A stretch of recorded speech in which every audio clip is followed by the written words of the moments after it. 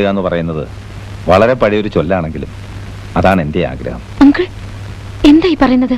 പെട്ടെന്ന് ഇങ്ങനെ ഞങ്ങളെ ഡിസോൺ ചെയ്യാൻ ഞങ്ങൾ എന്ത് കുറ്റം ചെയ്തു? ഞാൻ ആരെയും കുറ്റപ്പെടുത്തിയില്ലല്ലോ. മീര മാത്രമല്ല ഇപ്പോൾ കമ്പനിയുടെ MD, ഒരുപാട് പേരാണ്. ഞാൻ ജോലിയിൽ നിന്ന് പിരിച്ചുവിട്ട ഒരു സാധാരണ തൊഴിലാളി ഇപ്പോൾ കമ്പനിയുടെ അക്കൗണ്ടന്റ് ആണ് പോലും. അങ്കിൾ അത് അയാളുടെ യഥാർത്ഥ സ്ഥിതി അറിഞ്ഞാൽ എന്താ?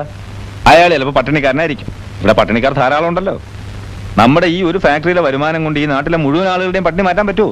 അങ്ങനെയല്ല അങ്കിൾ, അയാൾ നേരത്തെ അവിടെ, പിന്നെ അയാൾ ആശുപത്രിയിലായപ്പോ ആകപ്പാടെ ആ ഒരു ഗിൽറ്റി കോൺഷ്യസ് കൊണ്ട്. മനസ്സിലാവാഞ്ഞിട്ടല്ല, അയാളെ പിരിച്ചുവിടാൻ ഞാൻ പറയുകയില്ല. ഞാനില്ലേലും ഫാക്ടറി നടന്നോളൂ, അത്രേ ഉള്ളൂ. Uncle please. പിരിഞ്ഞു പോകുന്നതിൽ നിങ്ങളെക്കാൾ വിഷമം എനിക്കുണ്ട്. പക്ഷേ ഇതെന്റെ ഫൈനൽ ഡിസിഷനാണ്.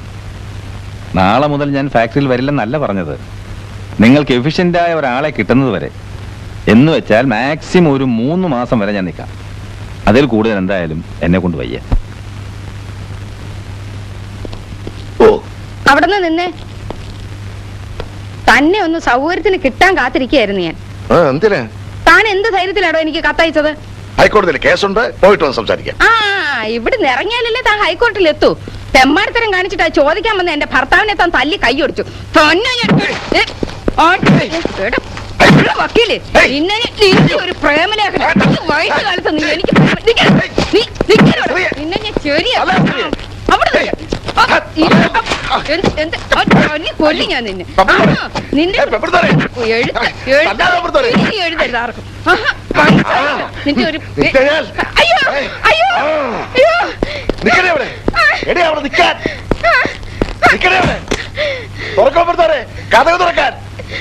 തുറക്കാനാ പറഞ്ഞത്.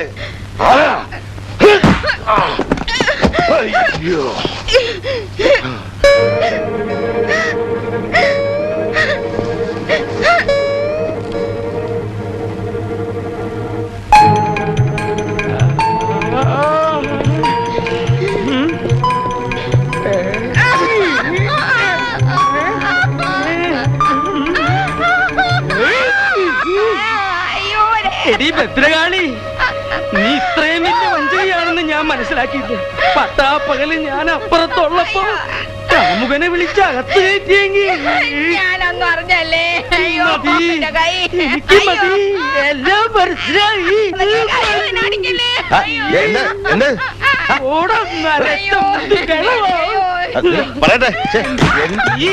എന്താ നീ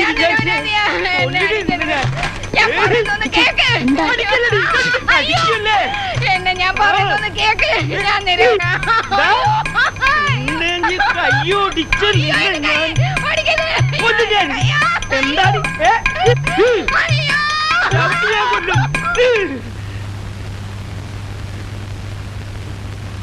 എന്റെ കർത്താവെ, ഏതൊന്ന് കാഞ്ഞുന്നാ തോന്നണേ. ചിലപ്പോ 2 കാഞ്ഞിട്ടുണ്ടാവും. എന്റെ മാതാവേ, മിണ്ടരുത്. തൃപ്തിയായില്ലേ? താൻ എവിടത്തെ മുത്തച്ഛനാടോ? ഒരു വീടിന്റെ നാഥനാകുമ്പോ എല്ലാവരിലും വേണം ഒരു കണ്ണ്. ഇവിടുത്തെ തോന്നിവാസികളെ നിയന്ത്രിക്കാൻ പറ്റിയില്ലെങ്കിൽ താൻ എവിടുത്തെ മുത്തച്ഛനാടോ?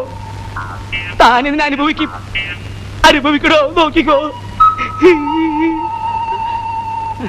എന്റെ കൈക്ക് ശക്തി ഉണ്ടായിരുന്നെങ്കിൽ തന്റെ കരണ കുറ്റിയടിച്ച് ഞാൻ ഉത്സവപ്പുറമ്പാക്കിയാലേ. എന്നെ തല്ലി കൊന്നാലും വേണ്ടില്ല. സത്യം നിങ്ങളൊന്ന് മനസ്സിലാക്കണം. സത്യം ഞാൻ നേരിട്ട് മനസ്സിലാക്കടി. അയ്യോ, നീ അവന്റെ കൂടെ പോയി പുറത്തോ? അയ്യോ, അങ്ങനെ പറയല്ലേ. വക്കീലിന്റെ കൂടെ പോയി പുറത്തോളാം. ദൈവദോഷം പറയരുത്. ദൈവദോഷം പറയല്ലേ? മോഹൻലാലിനെ കണ്ടാളകില്ല, മമ്മൂട്ടിയെ കണ്ടാളകില്ല. നിന്നെ എനിക്ക് മനസ്സിലായിടി. ആ ലോട്ടറി ടിക്കറ്റും വിറ്റ് കിടന്നപ്പോ മനസ്സിന് കുറച്ച് സമാധാനങ്ങളും ഉണ്ടായിരുന്നു. ഇവിടെ വന്നപ്പോ അതും പോയി. സാറേ, ഈ ഫാക്ടറിയുടെ അടുത്ത ആകെ ഇളകിയിരിക്കുക. ഓ, അപ്പൊ ഈ കെട്ടിടം അത്രയ്ക്ക് പഴയതാണല്ലേ. ജോലി നടക്കുന്നതിനിടയ്ക്ക് ഇടിഞ്ഞു വീണ ആള് തട്ടിപ്പോവല്ലോ. ഏത് ഭാഗമാ ഇളകിയേ? സാർ പ്ലീസ്, ആ അടിത്തറ അല്ല ഈ അടിത്തറ. ഞാൻ ഉദ്ദേശിച്ചേ സാമ്പത്തിക അടിത്തറയാ. ബാങ്കിലാകെ കടം, കമ്പനി ഓടിയില്ല ഓടുന്നു. ഇതുപോലെ മുങ്ങിക്കൊണ്ടിരിക്കുന്ന ഒരു കപ്പലിലേക്ക് സാർ എന്തിനാ എന്നെ വലിച്ചു കയറ്റിയത്? തെളിച്ചു പറ.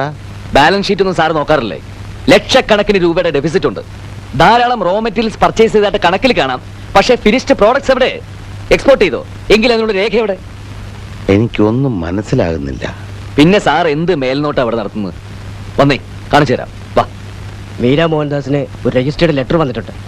മീര മോഹൻദാസ്,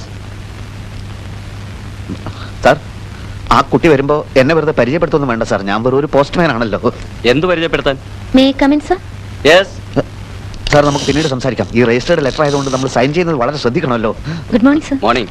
ആ അമേരിക്ക ഒരു ലെറ്റർ ഉണ്ട്. എവിടെ സൈൻ ചെയ്യണം? സൈൻ ചെയ്യണം നിർബന്ധമില്ല. മിസ്റ്റർ ബാബുരാജ്, എഴുത്ത് കിട്ടി എന്ന് ഉറപ്പ് വരുത്താൻ വേണ്ടി ഈ സാഹസം ചെയ്തതാണ്. എനിക്ക് പറയാനുള്ളതെല്ലാം ഇതിലുണ്ട്. ദയവ് ചെയ്ത് വായിക്കൂ. എന്റെ ഹൃദയ രക്തത്തിൽ ചാലിച്ച് എഴുതിയ വാക്കുകളാണ് എല്ലാം.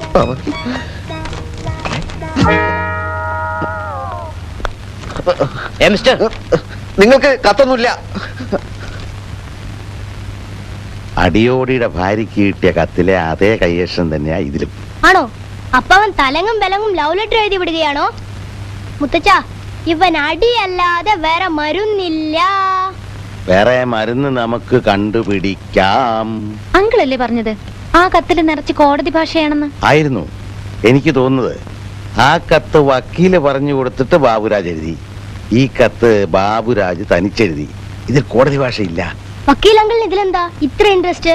അയാള് മൊത്തം കുഴപ്പമാ. ഹൈക്കോടതിയിലും സുപ്രീം കോടതിയിലും ഒന്നും അയക്ക് ഒരു കേസും ഇല്ല. ഇതുപോലുള്ള ചൂഷണവും തട്ടിപ്പോ ആ മെയിൻ ജോലി. എത്രയും പെട്ടെന്ന് ഇതിനൊരു സൊല്യൂഷൻ ഉണ്ടാക്കി താ അങ്കിൾ. സമാനിക്ക് ആലോചിക്കട്ടെ. ക്ലാര ചേച്ചിക്ക് നോവല് വായിക്കാൻ ഇഷ്ടമാണല്ലേ? ആരാ പറഞ്ഞേ? പറഞ്ഞത് ആരെങ്കിലും ആവട്ടെ. ഇഷ്ടമാണോ? അതെ. കണ്ടോ, അപ്പൊ ഞങ്ങളെക്കാൾ കൂടുതൽ അങ്ങേര് ചേച്ചി ശ്രദ്ധിച്ചിരിക്കുന്നു. ആര്? ബാബു അങ്കിൾ. അയാളെന്ത് പറഞ്ഞു? എന്തു പറയാൻ, എപ്പ കണ്ടാലും ക്ലാര ചേച്ചിയെ പറ്റി ചോദിക്കാനേ നേരമുള്ളൂ. ക്ലാര ചേച്ചി ഉണർന്നോ, പള്ളിയിൽ പോയോ, ഊണ് കഴിച്ചോ? അല്ല, എന്താ അതിന്റെ അർത്ഥം? അയ്യോ, എനിക്ക് തോന്നിയിട്ടില്ലല്ലോ പുള്ളിക്കാരൻ എന്നെ ശ്രദ്ധിക്കാറുണ്ടെന്ന്. ആരെങ്കിലും കണ്ടാലോ എന്ന് പേടിച്ചിട്ടായിരിക്കും.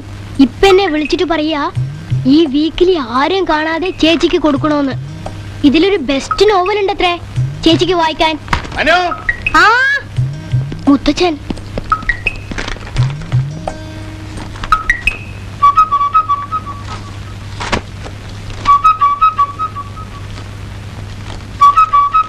എന്റെ പ്രിയപ്പെട്ടവളെ, അരുത്, കീറിക്കളയരുത്, മുഴുവനും വായിക്കൂ. ഞാൻ ആദ്യം അയച്ച കത്ത് മേൽവിലാസം തെറ്റി പല അപകടങ്ങളും ഉണ്ടായി. അതിലെ വരികൾ ഞാനിവിടെ ആവർത്തിക്കുന്നില്ല. ഒന്ന് മാത്രം ഞാൻ വെളിപ്പെടുത്തുന്നു: യഥാർത്ഥ സ്നേഹബന്ധത്തെ തോൽപ്പിക്കാൻ ഈ നാട്ടിലെ പോലീസിനോ ഭരണകൂടത്തിനോ കഴിയുകയില്ല. ഈ ഇന്ത്യ മഹാരാജ്യത്തെ ഞാൻ സ്നേഹിക്കുന്നത് കുട്ടിയുടെ ഈ മാതൃരാജ്യം ഇന്ത്യ ആയതുകൊണ്ടാണ്.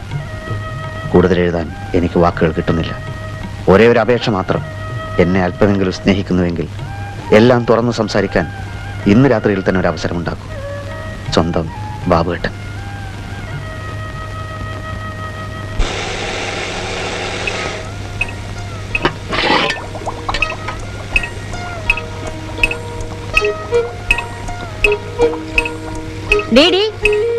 എന്താ ഇത്?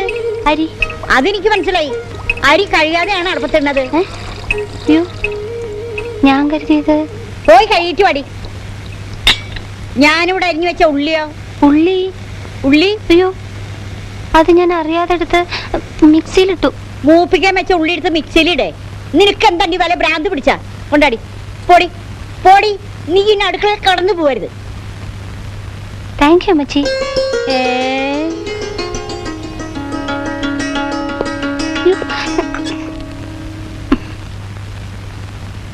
നോവല് വായിച്ചു, മുഴുവനും വായിച്ചു.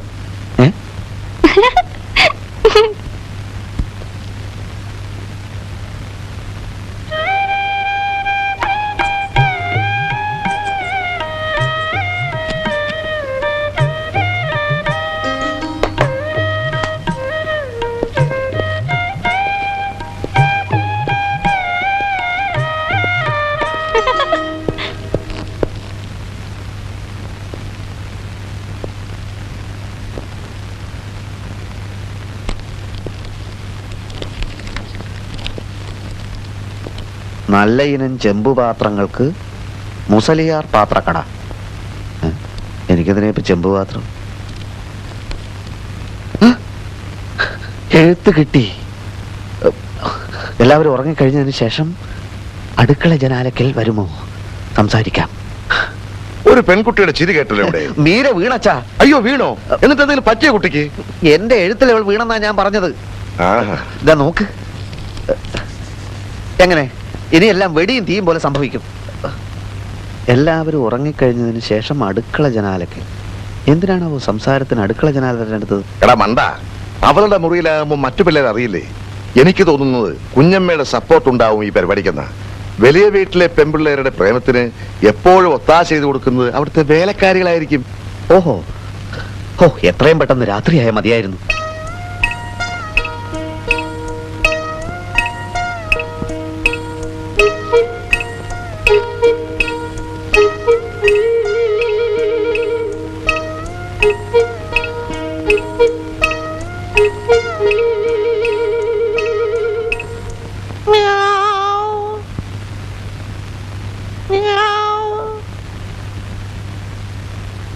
Bye.